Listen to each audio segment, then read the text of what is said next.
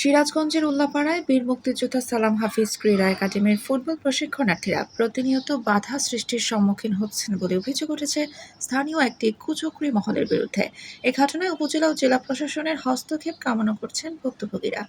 Union সাহেব এবং জেলা অফিসার আর কি অফিসার এরা যদি আমার এই কাজটা করে দিত আমরা খুব খুশি হইতাম।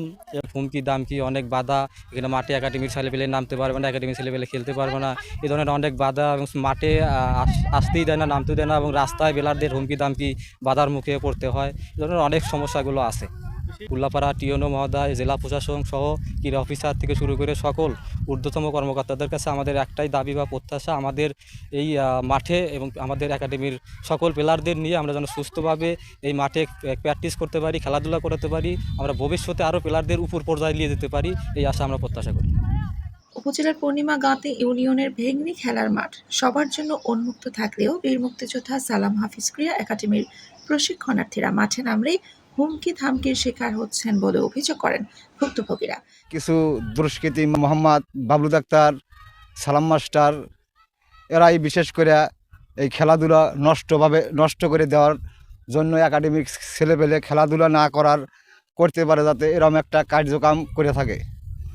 তো এদের জন্য আমাদের খেলা ছেলেপেলের ভবিষ্যৎ যতই এগিয়ে নিবার চাই, এরা খুব বাধা হয়ে দাঁড়া আসছে একাডেমির খেলার কাজে বাধা এবং বিপত্তি করে এবং অনেক রকম হুমকি ধামকি, অনেক কথা বলা এবং ছেলেপেলের পর অত্যাচার, অমানবিক ভাষায় কথা বলা, বিভিন্নভাবে হুমকি ধামকি দিয়ে থাকে। আমাদের উল্লাপাড়া ইউনো মহোদয় এবং জেলা প্রশাসনের কাছে আমাদের আকুল আবেদন, আমাদের জানি খেলার সকল সুযোগ সুবিধা আমরা পায়ে থাকি এবং সবাই মিলে জানি আমরা এই একাডেমির সর্বস্তরেভাবে জানি খেলাধুলা করতে পারি। গ্রামের যারা দুষ্কৃত বা যারা অন্য মানে মাদকের সাথে মানে জড়িত, তারা এই একাডেমিকে পছন্দ করে না এবং একাডেমিকে মানে এখানে স্থানই দিতে চায় না। তাই জন্য মাননীয় জেলা প্রশাসকের কাছে আমাদের আকুল আবেদন, আমাদের ছেলেমেয়েরা যেন এই সংগঠনে খেলা করতে পারে এবং নিয়মিত তারা প্র্যাকটিস করতে পারে, এবং ক্রীড়া অফিসারদেরকে আমাদের দাবি। এ বিষয়ে অভিযুক্তদের সাথে যোগাযোগ করা হলেও কোনো বক্তব্য পাওয়া যায়নি।